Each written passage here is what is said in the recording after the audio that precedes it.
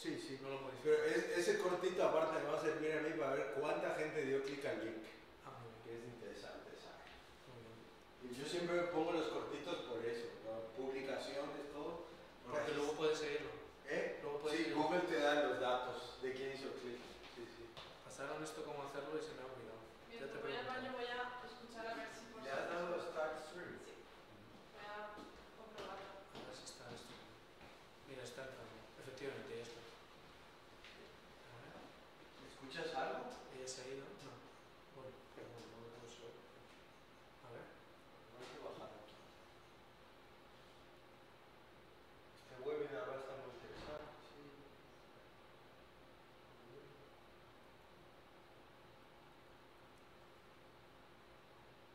Ha puesto el 11 AM. Es que se ve. O sea, se ve como muy lejos. Ya, bueno. Es que se ve.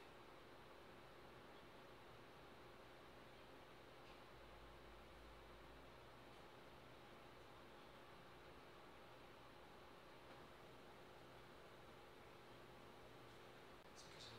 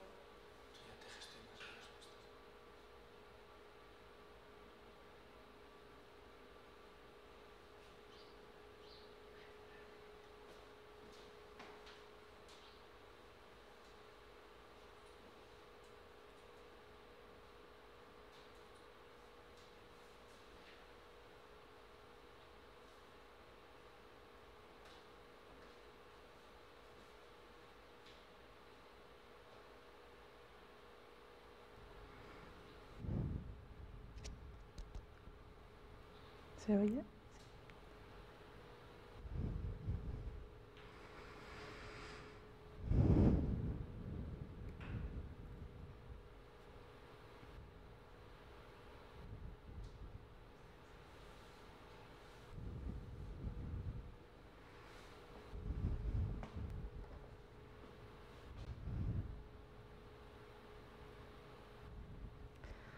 Good morning, everyone. Thank you for being here this morning. And my name is Kristie. I'm a PhD student from the University of Valencia, and I'm here for 3 months in Harvard to do a stay for my PhD, thanks to a fellowship from the Real Colegio Complutense.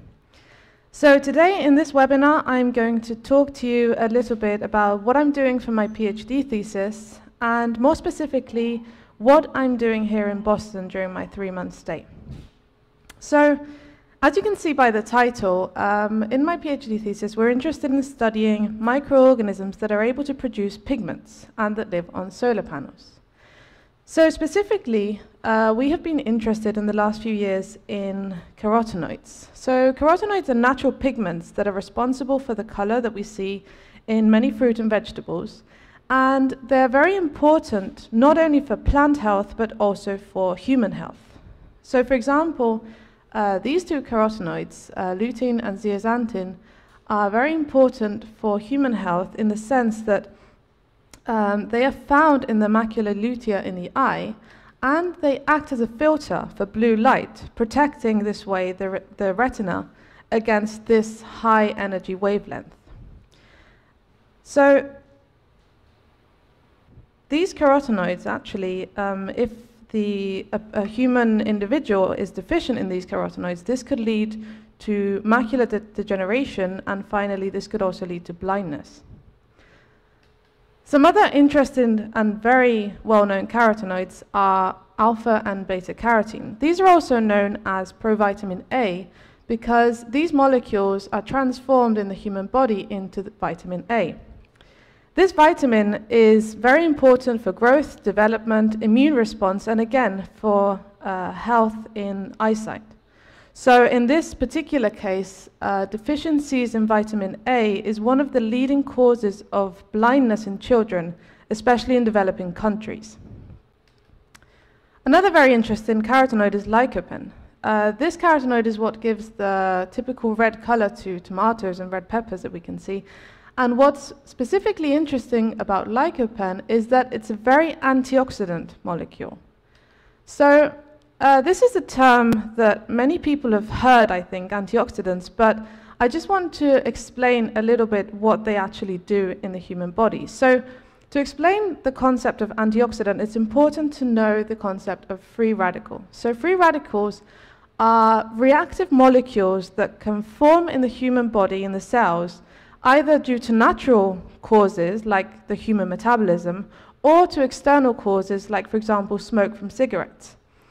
And these free radicals, as I said, are very reactive, and they can contribute to a series of diseases, including inflammatory diseases, ischemic diseases, neurological disorders, or even carcinogenesis. So what carotenoids do as antioxidants is that they neutralize some of these free radicals.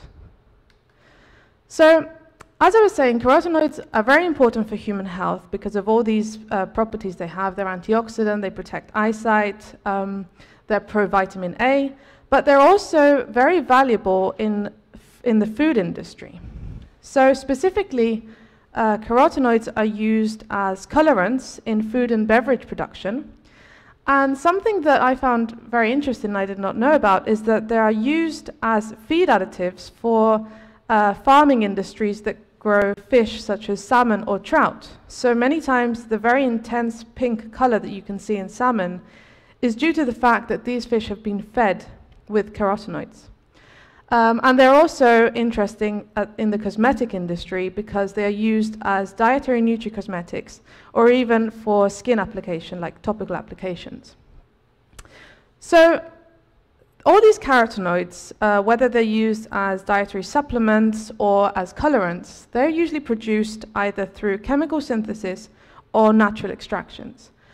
So the thing with chemical synthesis is that aside from the negative connotation that the term chemical synthesis has, especially now that organic and natural products are so popular, also many carotenoids have not been able to. They have a series of problems, and is that they're less cost efficient, and the yield that you can obtain from them is lower than chemical synthesis.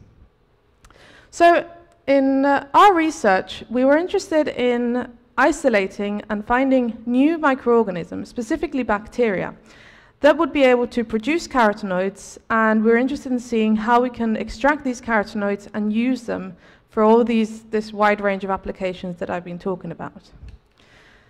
So in previous projects, carotenoid-producing microorganisms have been typically isolated from highly irradiated environments, such as soil surfaces or surface waters. And this is because carotenoids play a very important role in protecting the microorganisms against irradiation.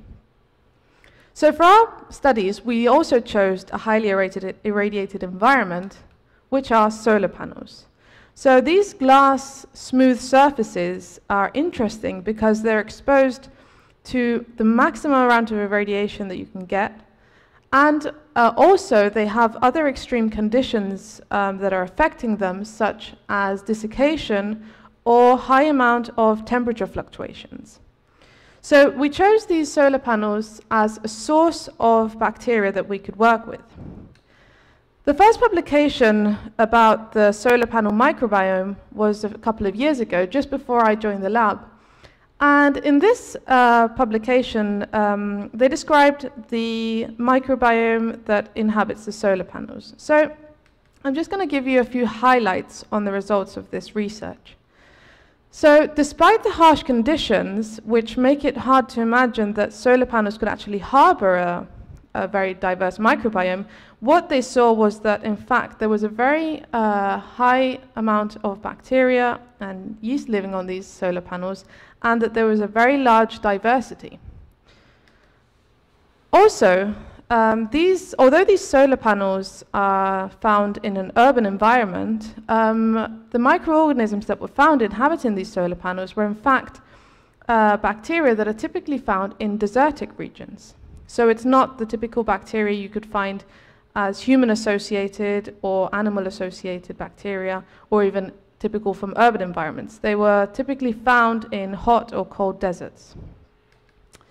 And when these samples from the solar panels were grown on bacterial growth medium, what you could see is that a large amount of these colonies were actually pigmented, which led to think that they were producing carotenoids, because, as you can see, the pigments range from yellow to red, even orange, and this is typically the colors that carotenoids would give.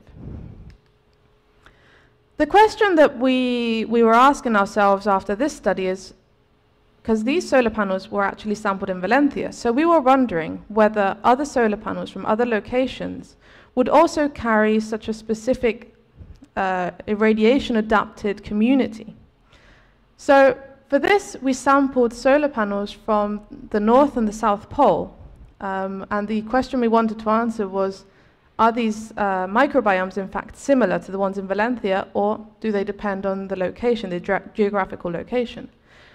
And this was actually published a few months ago, and what we saw is that, as you can see in the title, not only both locations, meaning the North and South Pole, but also Valencia, the three locations displayed very similar taxonomical composition of the microbial community. In both of these studies that we did previously, we saw that when we grew the bacteria, there was many pigmented colonies, but also when we analyzed through sequencing the bacterial community, we saw that there was a large amount of bacteria that belonged to that community and that had been described to produce carotenoids.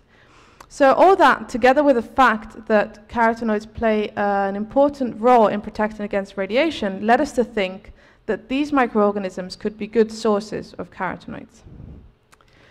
So this leads to the next paper that we're working on at the moment, in which we have specifically tested the isolates from the solar panels to see if they have a very high antioxidant activity, which would be expected if they contain natural combinations of carotenoids. and also to see which types of carotenoids they actually contain.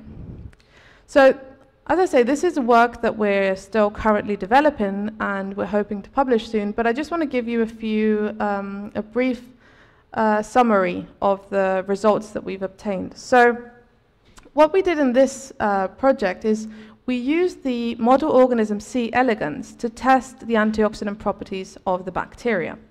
So this is interesting for two reasons. C. elegans is, as I said, it's a very small worm that actually feeds off bacteria. So these experiments were as simple as giving the worm our pigmented bacteria as food and comparing it with worms that were being fed with a normal diet without these pigments. And what we saw is that the worms that were fed with our pigmented bacteria displayed a very high survival rate when they were subjected to oxidative stress in comparison to the worms that were just fed with a normal diet. So these pigmented bacteria were contributing to protecting the worm against the effects of oxidative stress. We also tested the protection that they could confer against radiation. So we did this by growing the worm for 15 days in growth medium, and every day the worms were subjected to a period of ultraviolet irradiation.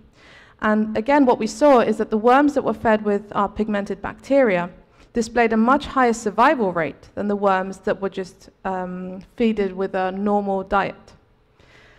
So the most promising strains from this experiment we selected for further characterization with HPLC. So this is a technique that you can use to study the pigment composition in whichever sample that you're interested in. So what we saw is that from the 3 different strains we analyzed, there was a very high diversity in the pigment content. So typically one isolate didn't display one majority carotenoid, but they in fact displayed a wide range of carotenoids in the same isolate. And also, there were many carotenoids that we weren't able to identify because we're not specialists in bacterial carotenoids, so there is a lot of stuff that we're still hoping to figure out with these bacteria. So this leads to the work that I'm doing while I'm here in Boston.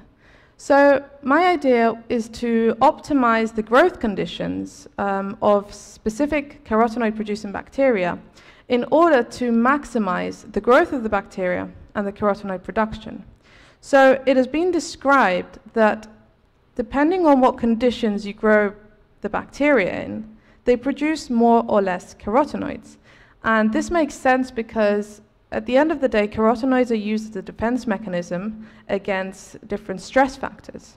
So, for example, if you grow the bacteria in high doses of salt in the medium, it's been described that they tend to produce more carotenoids to protect themselves against this stress. So my idea is to combine many different stress factors and test them all together and with combinations of them to see which would be the best to produce carotenoids for example, for commercialization in the future.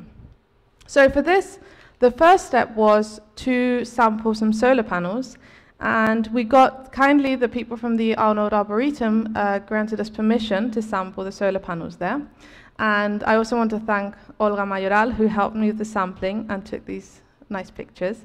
So the first step was to sample the solar panels, and this was actually done just about 10 days ago. And these are the look of the plates, which have only been growing for just over a week, so they're still not completely, they haven't developed the pigments yet, but you can see some yellow, orange, and even some tiny red colonies growing, but typically they take a while longer to actually produce the pigments and develop them. But you can already get an idea that these plates in a few days are going to be full of colors. So from these plates, I'm going to select maybe 40 or 50 different colonies, and these colonies will then be isolated, purified, and conserved for all the future experiments. And basically what I'm mostly interested in using from the laboratory where I'm doing my stay is the evolver. So the Evolver is a really amazing platform that they have just recently developed and that they will soon publish, which basically it allows to grow many cultures of bacteria at the same time, and allowing you to play around with the growth conditions. Because typically when we want to do these type of experiments in the lab, we have to use a lot of growth media, a lot of material. If you want to test different temperatures, then you need different incubators that will have those temperatures. So typically it requires a lot of time, a lot of material, and a lot of effort to do these type of experiments. But the good thing about Evolver is that each of the, so in the top of the picture you can see there is 16 different black vials, and each of these contain a 40 milliliters glass vial that is an independent culture. So the good thing about this is that you can grow up to 16 different types of cultures at the same time, and these are all connected to a fluidic module that allows to play around with the type of media that you're inserting in the vials. So this can be used from renewing the media every certain amount of time, to take in samples, to adding stress factors to the medium, such as additional salt over time. This is also coupled to a smart sleeve. So each of these independent vials is surrounded by a smart sleeve that allows you to control up to 3 different parameters. So you can control temperature, you can control irradiation, you could control anything you want really with this, because these are they're completely customizable. And also these smart sleeves contain a device that measures optical density, which is a parameter that we use in microbiology to see how well the bacteria are growing. And all this is coupled to a very good software system that allows you to design all these experiments and run them automatically and automatically collect all the data. So all in all, this device allows you to do high throughput experiments with many different culture conditions and in a very efficient way. So going back to what I was saying before, my goal while I'm here is to test out different combinations of stress factors and see how they influence carotenoid production. So I just want to thank everyone for watching, and especially the funding sources and the people that have made all this research possible. And if you'd like to ask any questions, please do. Any questions? Well, just to let you know, this video will be on YouTube in some time. And you're welcome to just ask any questions you're interested in the comment section, and I will be very happy to respond. Questions, suggestions, anything is welcome. So thank you.